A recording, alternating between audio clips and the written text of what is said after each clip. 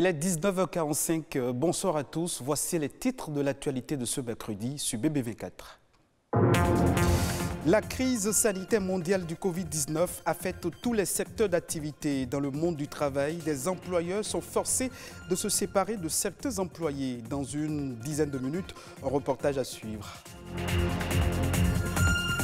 La production du charbon de bois est à l'origine de la déforestation massive. Pour pallier la situation, une alternative écologique moins dangereuse que le charbon de bois est proposée. Il s'agit du charbon écologique. Accident vasculaire cérébral, les femmes enceintes ne sont pas épargnées. Cependant, des précautions existent pour prévenir le mal en état de grossesse.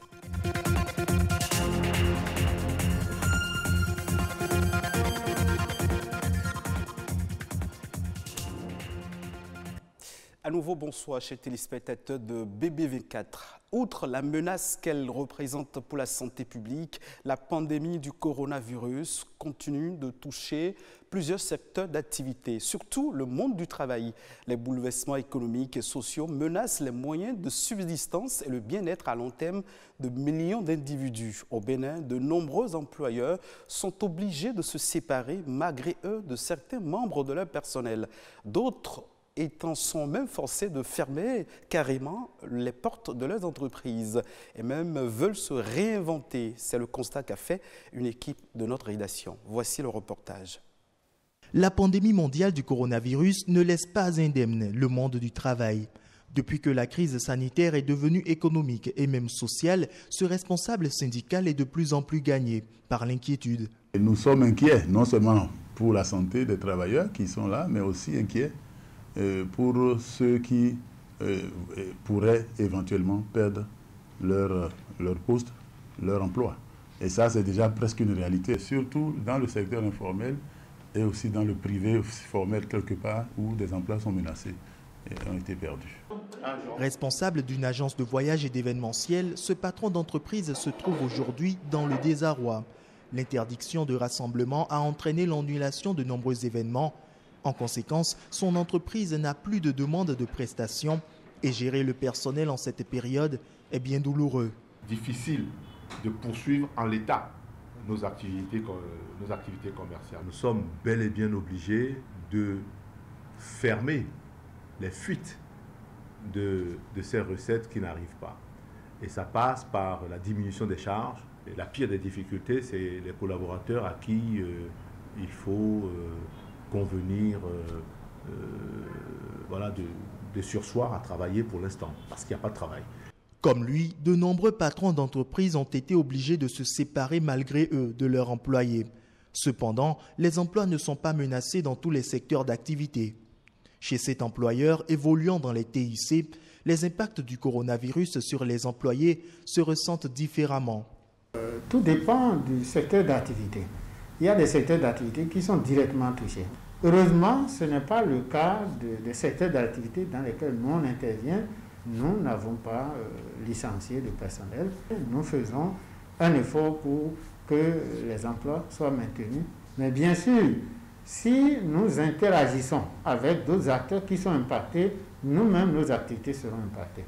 Au vu de tout ceci, certains se voient contraints de migrer vers le numérique s'ils veulent tenir, mais ils gardent tout de même espoir qu'une aide viendrait du gouvernement. Je crois que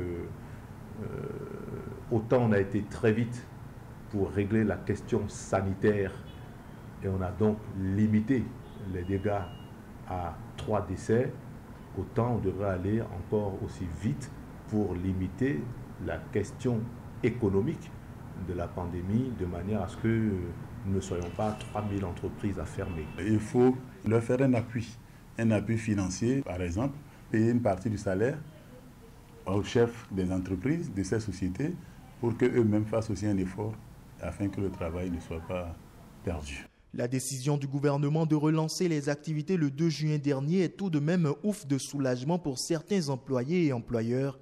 Mais un seul souhait reste présent sur toutes les lèvres, vivement que ce mauvais vent cesse. On reste collé à l'actualité liée au coronavirus, mais cette fois-ci, nous sommes au Togo. Dans sa lutte contre le coronavirus, le pays a franchi la barre des 20 000 tests de dépistage au coronavirus le dimanche 30 mai dernier. Récemment, le pays a en effet opté pour, notamment à l'intérieur du territoire et dans les prisons, pour des tests de dépistage. Plus de 3 mois après son premier cas, le Togo totalise 20 500 tests réalisés, dont 443 cas confirmés, 13 décès et 215 cas guéris. Au vu de l'évolution des cas mis en place depuis début avril, a été progressivement réduit. Il est désormais en vigueur de 22 h à 5 h du matin. Retour au Bénin et nous vous parlons du charbon écologique. Beaucoup de foyers africains utilisent principalement le charbon de bois comme source d'énergie en raison du pouvoir d'achat qui ne leur permet pas d'utiliser le gaz ou d'autres types de ressources. Cependant, la production du charbon de bois est à l'origine de la déforestation massive. Cette situation a créé un contexte où les acteurs industriels deviennent de plus en plus sensibles à la préservation de l'environnement. Désormais, ils proposent une alternative écologique moins dangereuse que le charbon de bois. Précision dans ce reportage. Très économique, le charbon de bois est le combustible le plus utilisé en Afrique. Et pour assurer son utilisation quotidienne, les populations ont recours à la coupe de bois répétée, ce qui engendre inexorablement l'épuisement des ressources forestières. Quand nous voyons tout ça, on a dit il faut qu'on trouve la solution qui va remplacer le charbon de bois pour que nos forêts soient désormais tranquilles. Le charbon écologique semble donc être une alternative très prometteuse déjà en pratique dans plusieurs pays d'Afrique. La matière première, les feuilles de paille, les feuilles de maïs et bien d'autres résidus agricoles. On a commencé l'expérience avec les déchets de karité. Donc nous prenons également toutes feuilles légères. Vous savez, il y a des arbres qui salissent un peu le sol avec leurs feuilles. Nous, on ramasse tout ça là et nous travaillons ça et ça donne le charbon écologique. Mais avant d'obtenir ces briquettes, il faut maîtriser les étapes de la transformation des matières premières. Pour faire la carbonisation, il faut mettre les pailles sèches dans le tonneau et on allume avec l'allumette. Et après l'allumage, il faut contrôler le feu pour que ça ne devienne pas de la cendre. Après, on éteint avec de l'eau. Après la carbonisation, on passe au broyage.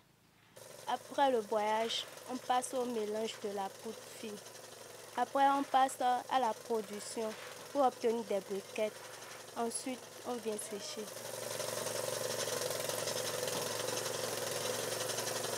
Il faut compter 3 jours pour obtenir des charbons bien secs. Actuellement, nous sommes en période de pluie, c'est un peu difficile. Donc, nous sommes en train de vouloir mettre en place un four.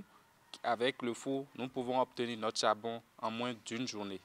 Au-delà de la préservation de l'environnement, l'utilisation du charbon écologique offre d'autres avantages. Le charbon écologique bio, c'est un charbon qui, d'abord, ne noircit pas le dessous des marmites. Ça a un pouvoir calorifique très élevé et ça ne fume pas. Donc, avec le charbon écologique, vous pouvez l'utiliser au salon sans que ça ne salisse votre salon. La mission est claire. Si nous arrivons à mettre dans la tête du Béninois qu'il faut laisser le charbon de bois au profit du charbon écologique, celui qui utilise le charbon écologique, je ne vois pas pourquoi il ira encore utiliser le charbon de bois. La production et l'utilisation en grande quantité de ce charbon écologique pourrait donc à long terme permettre non seulement de réduire le chômage, mais également de protéger les forêts. Merci à vous, Amandine Aliamboussou. C'est un trouble vasculaire cérébral qui touche les vaisseaux sanguins, conduisant le sang au cerveau. L'attaque cérébrale ou AVC est la première cause de handicap acquis de l'adulte et la deuxième cause de démence après la maladie d'Alzheimer. Cependant, la femme en état de grossesse peut-elle être atteinte de cette maladie? Oui, nous répondrons les médecins. Une équipe de notre rédaction a rencontré un neurologue qui fait part des facteurs de risque de l'AVC chez la femme enceinte et surtout comment s'y prendre pour l'éviter. L'AVC chez la femme enceinte est heureusement très rare. C'est une pathologie qui même quand c'est rare, est liée à certains facteurs de risque. La grossesse elle-même étant déjà un facteur, le premier facteur, du fait de la modification physiologique de la femme, où son battement de cœur s'élève, le volume sanguin est élevé et il y a la modification de ses vaisseaux sanguins.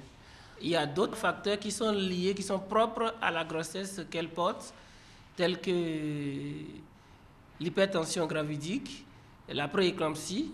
La prééclampsie, c'est défini, c'est lorsqu'une femme a une tension artérielle et dans ses urines, on trouve qu'il y a de la protéine. Et puis, il y a l'éclampsie, et qui est une complication de la prééclampsie, une femme qui a une tension où on trouve les urines et qui fait les crises épileptiques.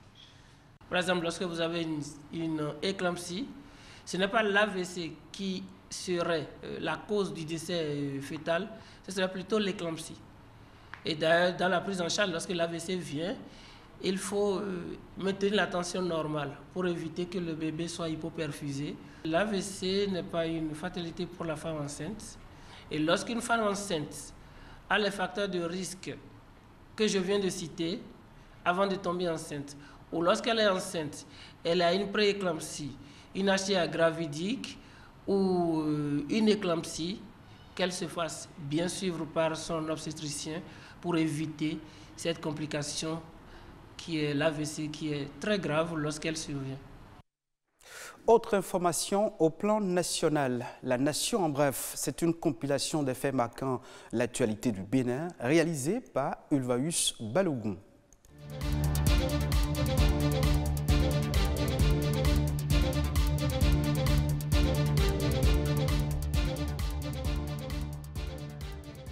Le gouvernement met les bouchées doubles pour la campagne 2020 de production d'huile palmier à huile. L'opération relance définitive de la filière a eu lieu le vendredi 29 mai en présence du ministre de l'Agriculture, de l'Élevage et de la Pêche.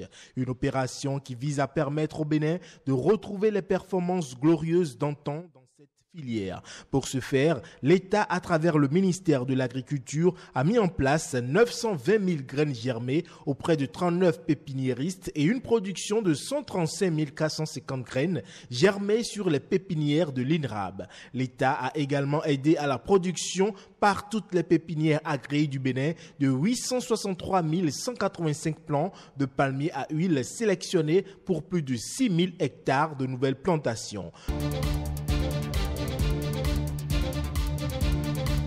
L'octroi de crédits bancaires pour financer l'économie a connu une tendance à la hausse au cours de l'année 2019 au Bénin. Le volume de crédits accordé par les banques a connu un accroissement significatif de plus de 11,3%, soit 853 milliards de francs CFA, ce qui s'explique notamment par l'augmentation des crédits d'équipement, d'exportation et de consommation.